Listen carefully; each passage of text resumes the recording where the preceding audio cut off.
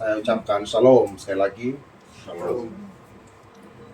Ada kalimat bijak yang mengatakan ketika kita melemparkan batu ke dalam laut, kita tidak pernah tahu seberapa dalam batu itu jatuh ke dasar laut. Demikian juga dengan kata-kata yang keluar dari mulut kita. Kita tidak pernah tahu seberapa dalam kata-kata itu masuk di hati setiap orang. Hari ini firman Tuhan mengingatkan kita tentang pohon dan buahnya. Di sini kita bicara bahwa dalam hidup kita sebagai anak-anak Tuhan, tidak bisa kita mengatakan bahwa saya hanya omong saja. Gitu ya. Itu tidak dari saya punya hati. Nah, biasanya begitu ya. Saya omong saja, tapi tidak dari saya punya hati. Begitu.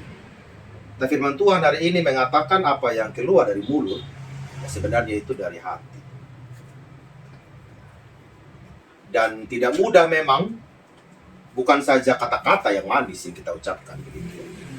Tapi setiap perbuatan-perbuatan kita sebenarnya berasal dari hati kita, dari motivasi. Ya. Jadi sebenarnya kehidupan kekristenan kita ini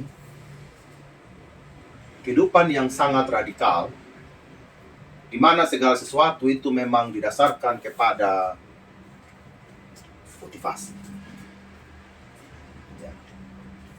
Dan motivasi yang ada dalam hati kita memang dimurnikan setiap saat. Seorang yang baru CD, dia mengatakan saya percaya, mengaku, dan berjanji. Tapi tidak serta-merta dia langsung berbuah hari itu juga. Dia berproses dengan waktu. Apakah pohon itu kita ibaratkan ketika dia sudah ucapkan, berarti dia sudah bertumbuh begitu ya. Nah, apakah dia punya buah nanti bagus setelah dia CD? Itu tantangan yang tidak mudah. Bisa saja dalam perjalanan kehidupannya, motivasi terdalam dari hatinya itu berjumpa dengan berbagai macam tantangan-tantangan dalam hidup. Dan itu yang kadangkala tidak mampu kita sadari, pada akhirnya kita tidak menghasilkan buah dalam hidup ini. Kembali lagi kepada motivasi hati terdalam. Demikian juga kita yang sudah dalam kehidupan pernikahan. Semua orang mudah untuk mengucapkan, ya saya mengaku dan berjanji di hadapan Tuhan. Tetapi dalam perjalanan, motivasi-motivasi kita diuji juga oleh persoalan-persoalan rumah tangga, persoalan-persoalan ekonomi, persoalan-persoalan perasaan, dan lain sebagainya. Dan kita juga ditantang, apakah kita berbuah. Artinya proses berbuah ini bukan proses yang aman dari segala macam hama, ya kan? Pertama tahu lah peternakan, bukan bebas hama, bukan bebas juga pencuri kan. Jadi bagaimana buah-buah itu dipagari dengan baik, jangan sampai kena curi kan. Sudah mau berbuah, tapi buah itu tidak dinikmati, akhirnya kena curi juga. Apa saya punya maksud? Buah yang baik itu biasanya dicuri orang, diganti dengan hal-hal yang jahat, bahkan cuek dan tidak menghasilkan apa-apa. Orang kalau sudah mati rasa itu lebih tidak produktif, bagaimana? Betul ya? Ya, contoh mahasiswa ya, Bapak Amal bimbing mahasiswa. Kalau sudah 3 bulan dari bimbingan itu mau ke 4 bulan melangkah, semester berikut mau melangkah, oh dia tunda sudah. Tunda, sudah mati rasa. Artinya apa? Semangat tadi buah yang berbunga dari semester 1 sampai semester 8, tiba-tiba sudah mau masuk semester 8, kena petik, hilang, dan mati rasa. Kita berbuah begitu ya, tapi juga tidak memberikan makna. Ya. Dia bertumbuh, ya kadang-kala, apalagi dalam dunia kerja begitu ya. Yang penting saya bekerja begitu ya, pulang sensation. Bisa saja, tetapi memberikan nilai lebih bagi pekerjaan kita itu tantangan yang tidak mudah. Artinya bahwa apakah hidup kita ini memberi rasa? Tantangan yang tidak mudah. Hari ini firman Tuhan mengingatkan untuk kita mengeluarkan kata-kata dan buah yang baik dari pohon. Baik perkataan kita, pikiran kita, maupun perbuatan kita. Ya, rasa-rasanya kalau kita hidup, masalah-masalah rumah tangga, kadang-kadang pikiran-pikiran kotor itu ada, begitu ya. Daripada pikiran-pikiran yang berhikmat dalam menyelesaikan satu masalah. Kita suka ambil jalan pintas, istilahnya begitu ya. Ini tantangan juga. Menghadapi teman kerja, menghadapi mahasiswa tidak mudah. Bagaimana kita tetap menjadi seorang dosen yang memiliki integritas, ya, memiliki keteladanan. Ini tidak mudah. Karena bukan ilmu saja kita transfer, tetapi juga nilai-nilai hidup. Kerja keras, kejujuran, semangat, itu menjadi hal yang juga penting untuk kita berikan kepada mereka sebagai buah kita, begitu ya. Pertanyaannya adalah, apakah kita sudah menghasilkan buah yang baik? Ini pertanyaan. Ya. Rasanya tidak mudah juga. Setiap hari kita baru berbuah saja sudah ada yang mau lempar sama kita. Ya. Kan begitu ini. Sudah matang modok sedikit orang mulai jolok. Ya. Orang-orang sudah mulai gemas mau lempar, kasih jatuh. Banyak yang menginginkan. Ini persoalan. Kalau kita orang Kristen, semakin hari semakin baik, itu setan tidak suka. Betul ya? Dia jolok terus sama kita. Ya. Sampai pertama berdarah-darah, itu kalau pepaya itu ya. Kalau kita jolok, ya masih, ya di bekas yang keluar ya. Dia jolok lagi mulai tertusuk, ada bekas. Dia jolok lagi, harus jatuh. Nah itu. Setelah berbuah, sudah matang, sudah ada rasa, ternyata tidak sampai di situ saja. Ya. Kita ingat cerita padi di antara ilalang ya. Padi tumbuh bagus, ilalang juga tidak mau kalah, dia harus tumbuh juga. Ini mau berbuah pohon, sudah bagus, tetap ada juga yang mau jolok sama kita. Sampai kita jatuh. Artinya, kita punya komitmen untuk berbuah. Dan kita sudah sampai di titik kita menurut kita, buah yang saya berikan ini sudah berikan rasa. Minimal modok ya, buat rujak. Minimal dia mangkel, minimal dia sudah merah dan bisa dibuat es buah dan segala macam. Artinya dia sudah siap dinikmati. Buah-buah pekerjaan kita juga siap dinikmati, tapi juga ada fitnah kok. Ya kan? Oh, jangan salah. Kita kerja semakin bagus, semakin banyak kita punya musuh. Gitu ya kira-kira ya. Makin banyak orang yang tidak suka.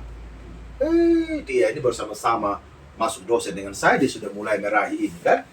Ya seharusnya kita selevel gitu kan. Tanpa orang sadari bahwa Tuhan ini bekerja bagi kita ini beda-beda kan.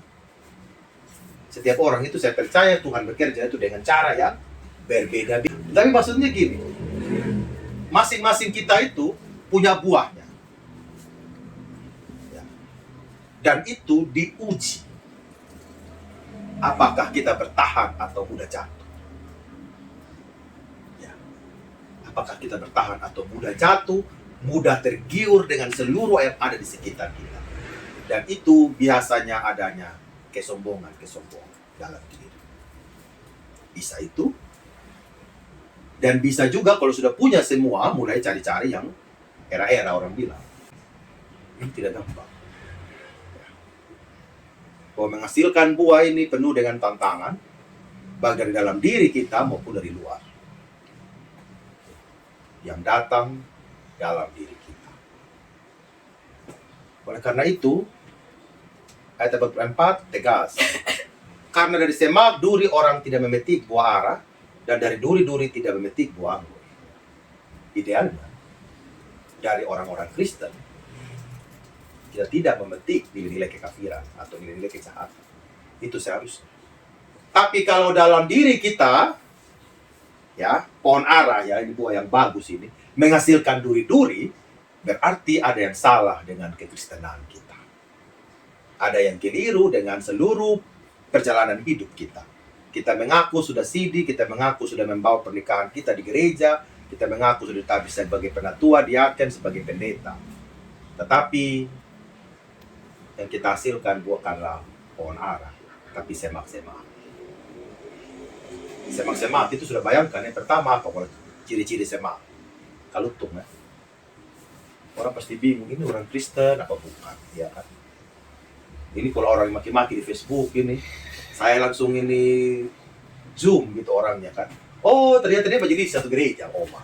Tapi dia punya omong maki-maki di grup. Begitu sudah saya bilang. Nah, sudah penatua, diaken, bukan tunjukkan hal yang positif, tapi menjadi kompor. Taruh dia gitu ya kalau di Facebook. Taruh dia, cari dia rumah, tapi labrak rame-rame, kayak gitu tuh ya. Gasam dia. Ini orang Kristen, hanya gara-gara pilkada tidak menghasilkan buah yang baik kan begitu.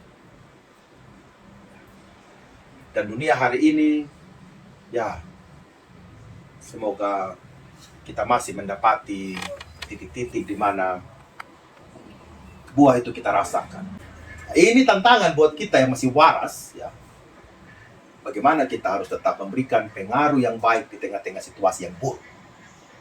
Menjadi pohon ara di tengah-tengah semak belukar.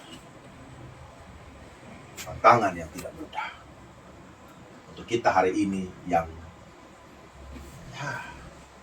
saya selalu pernah omong sama Om Adi, saya kalau ada pensiun dini, ini biasa pensiun, saya PDP kayak gitu dengan anak duduk manis gitu kan, tidak pusing dengan urusan segala macam urusan di gereja, jemaat, vikaris yang berulah, pendeta yang berulah. Bagaimana pohon ara menghasilkan buah, bukan semak. Jadi memang bukan tentang motivasi, tetapi juga tentang dampak hasil dan semua itu.